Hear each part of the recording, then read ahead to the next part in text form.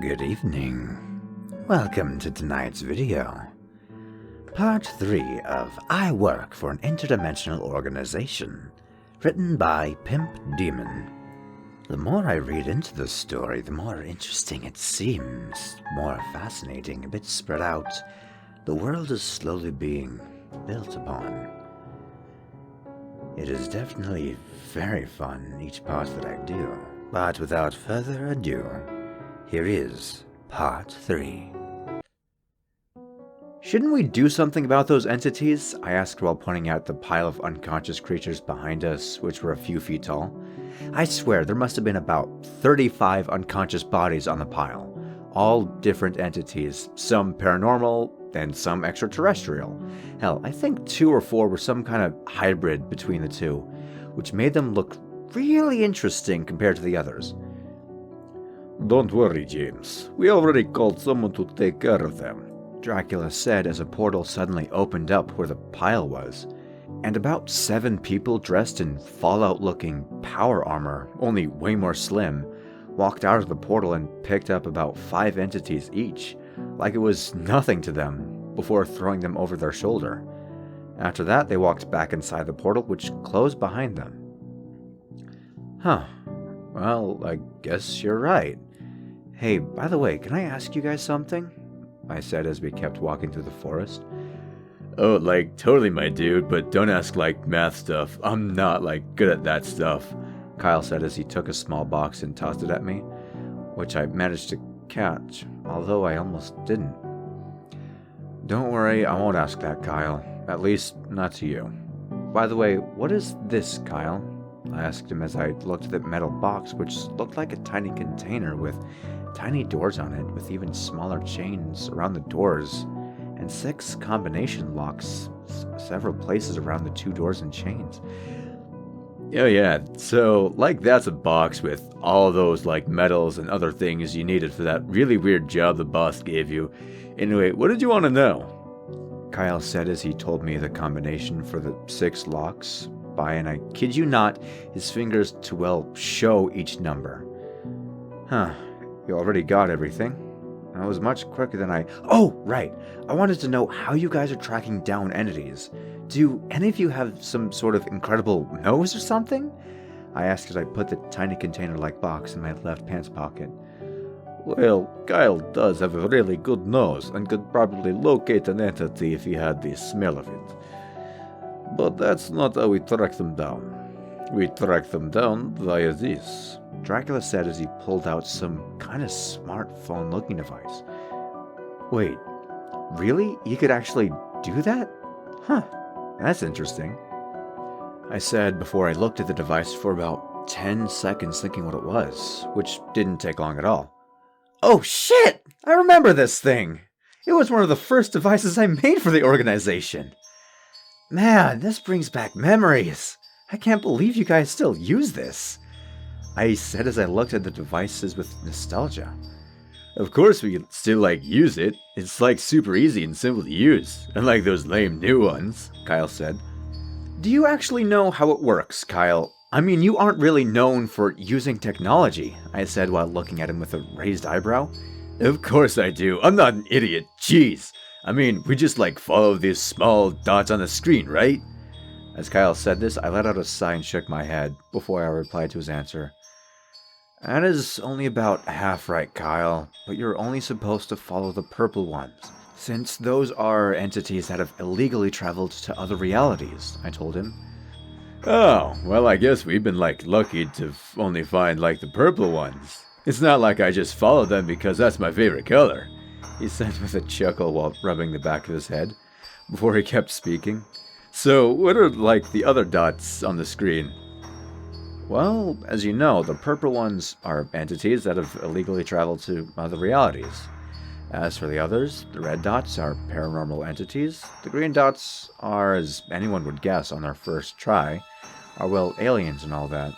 Lastly are the blue dots, which are normal humans, I said as I looked at the screen. While I was looking at it, I could hear a lot of guns being suddenly fired, coming from somewhere deeper inside the forest. Oh, you gotta be fucking kidding me. I said as I not only heard gunshots, but also saw several blue dots around one of the 2 last purple dots. Whoa, dude, that's like a lot of gunshots, and from the sounds like the guns are making, it sounds like they're using, let's see, Armalite, AR-15, Beretta, ARX-160, and a Magnum Research BFR, Kyle said as the sounds of the guns being fired just stopped. Yeah, there's a lot of guns being fired. Wait, how the hell can you tell what guns they're using? I asked Kyle as I was suddenly picked up by him. Kyle, what are you doing? Wait, don't tell me you're gonna do what I think you're gonna do! To answer your first question, well, man, once you, heard the sounds of gunshots, as long as I, have to start, you'd know the difference of each gunshot. Or, maybe I'm just guessing. Who knows? As for the second questions, well, we do gotta, get those people, fast before they die and that jazz. Although, pretty sure they're already dead, but, who, knows? Maybe they, are still alive. Kyle said as he held me under his left arm, as he began running. And let me tell you, he ran fast for a human, supernatural fast. Alrighty, pal, we're here, more or less, I heard Kyle say as he suddenly stopped running only after a single minute, which might seem impressive for normal humans. It really isn't for someone like Kyle. I landed on my back with a large thud. Okay, first off, would you... Wow, those guys didn't last long at all. Not long at all. I mean, seriously, we only took a minute. And yeah, I know we used a few minutes of talking before that, but still, this is still rather quick.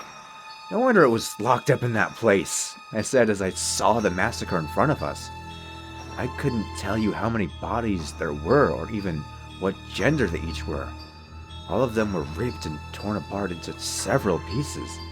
Their faces and chests were beyond recognition. And at the center of everything was a humanoid entity standing at about 6 feet tall, with 4 crimson eyes, no mouth, burned like skin, and dressed in ragged clothes. Its body was also constantly twitching every single second. If I had to guess, I would say it was the Twitching Man. Alrighty, I think I'm gonna go first. What the hell? Kyle said as there was a bright light that lasted for about 3 seconds, which was followed by the Twitching Man being gone, completely gone. Okay, who threw a portal cube? That was me. Was I not supposed to do that? The very moment I said this, they all looked at me with such an offended look that you must have thought I had offended all of their parents.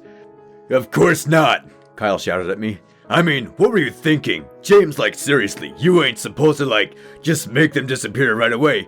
You, supposed to let him fight us first to see how strong he is. Does he deserve a bronze medal for beating me? Or silver for beating Dracula over there? Or is he powerful enough to get a gold medal for beating the Greek god Zeus? Both Dracula and Zeus nodded at this. Well, how was I supposed to know? It's not like you told me to let you guys fight first. This isn't my fault. I told him with an annoyed look as I poked a finger into his chest, as I was an angry old Karen that wanted to speak to the manager. Don't know why I decided to compare it to that. Maybe I just couldn't come up with something better. James does have a point there. We should have told him about how we do stuff during missions before we left, I heard Dracula say as he held Kyle by his collar, who I was pretty sure would have beaten the shit out of me if it wasn't for Dracula holding him back. That was until he let go of him, and in the very instant, he did so. Kyle walked over to me and punched me once more, which knocked the wind right out of me. I fell to my knees, holding my stomach. That felt really great. Alright, so you guys want to go take a bite at the two-headed serpent? Kyle said as he helped me to my feet and patted my back. Walk it off, man. You survived much worse than something like that during training. I simply winced in pain as he patted my shoulder. That might be true, but I always wear one of those suits of armor created by, well, me. I told him as I moved my shoulder, which cracked as I did. Oh yeah, that is true. You do always wear one of, well, sorry, yes. Kyle said as he looked at me with an expression that I think said, well, oops, my bad, oh well. Anyway, so how far are we from the, What was his name? Oh! It was Lil. But before he could finish his sentence, a massive hand the size of my body connected with Kyle's body at an incredible speed. This sent Kyle flying several meters away and through about 4 or 5 trees before he landed on his feet.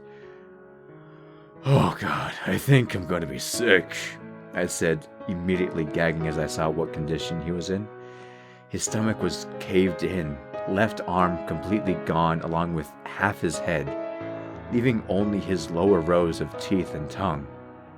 There were also hundreds of thousands of tentacles in several different colors coming out of his left shoulder and head. At the same time, his stomach had started to fix itself. You might think this is what made me gag, but it wasn't. What really made me gag was that horrible smell coming from those tentacles. It smelled like someone had mixed sewer water and vomit into a damn smoothie, but 1,000 times worse. It was so bad I'd completely forgotten about the massive entity that had punched Kyle, and was clearly right behind me.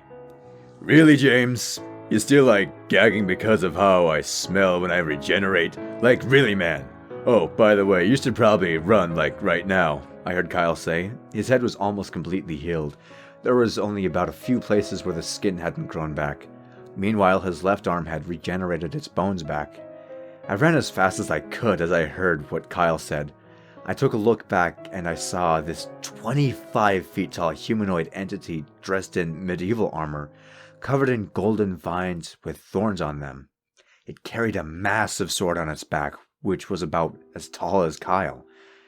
Or that was until I blinked, because the moment I did, the entity looked completely different. This time it was dressed in samurai armor with a katana on its back. The only thing that was the same was the entity's head. There was nothing where the head should be. Well, almost nothing, but 2 pairs of deer antlers floating in the air connected by some sort of black fleshy screen. What the hell? Was the only thing I could think to say. As I stopped running and watched this thing, who I presumed to be the knight, kept changing its appearance every time I blinked. The knight looked at me for about a moment, looking me up and down before it let out a sort of clicking sound, which sounded disappointed. It then looked over at Kyle, who had now completely healed his body, and was simply walking towards the knight while he clapped his hands. Whoa, man, that was really impressive and all. Totally painful. It's a shame it wasn't enough to kill me. Now then, how about round 2? Kyle said as he rushed towards the knight at incredible speed. Directing thousands of strikes in succession at the knight, each punch had the force of roughly 75 megajoules.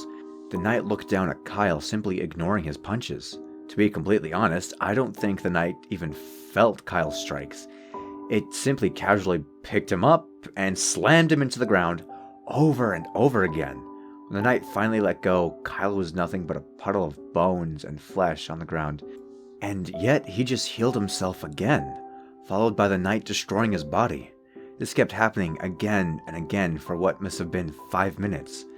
I was completely speechless. I knew Kyle had a pretty good healing factor, but this was just insane! It was far better than what most entities can do. Just what the hell is he? He is immortal, Dracula said. Immortal? You mean like a vampire? I asked Dracula, who simply shook his head. No, not like a vampire. I mean truly immortal. I raised an eyebrow as he said this. Dracula let out a deep sigh before he spoke again. Unlike vampires or other entities, Kyle doesn't have a weakness. No matter what you do or use against him, silver, holy water, tungsten, mithril, and anything else, it won't matter against Kyle. He will simply keep going until he either kills you or until he gets bored with you. But how did he get like this? And more importantly, is he truly human? And what's with those damn tentacles? I asked Dracula as I saw Kyle's entire upper body getting blown up into millions of pieces of blood and gore from a single punch from the knight. Kyle's lower body stood still, not budging an inch as millions of tentacles burst out of his lower body, which began forming a new upper body. It must have only taken it about a minute to do so. I honestly don't know if he is or not. I have seen scans of his DNA and his soul. Both say he's human, but what he's capable of is far behind anything humans can do, even with our technology. Hell, I don't even think there's any curses or rituals that can give someone whatever Kyle has, Dracula said as Kyle's body finished healing itself. Man, this is getting so boring. I clearly can't beat you, and your attacks have started to get so damn boring, Kyle said as he walked over to us and just laid down on the ground.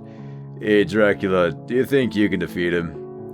To be completely honest, I'm not entirely sure if I can, but I'll give it a try, Dracula said as he walked towards the knight. His fingers grew into long, sharp claws. He slashed at the knight with his claws. He barely scratched the ever-changing armor of the knight. The knight threw a punch at Dracula, however. Dracula simply dodged the fist before slashing at the knight several times, scratching its armor more and more. Dracula then tried to sink his fangs into the knight, but his fangs only sunk in a few inches into the armor. Damn it, this won't do at all, he said before being slammed into the ground by the knight. The force created a small crater in the ground. I could hear Dracula's bones breaking from the impact. The knight let out another disappointed clicking sound. It then picked up Dracula's broken body and threw it in our direction. His body landed right in front of Zeus, who looked down at him for a moment before looking up at the knight. The knight looked directly towards Zeus and then let out another clicking sound. This time it asked a simple question. Are you strong? Ooh. Part 3, and we actually get our first shot at a fight scene. Interesting. I admit, Kyle does sound kind of like a dick. Just a bit violent to James there, but he was there for a fight and James took that away, so understandable. As for how the story is going, quite peculiar, and I'm very intrigued with how Zeus will take care of this fight. As always, Pimp Demon. Very well written, and I am excited for part 4 and can't wait to narrate it.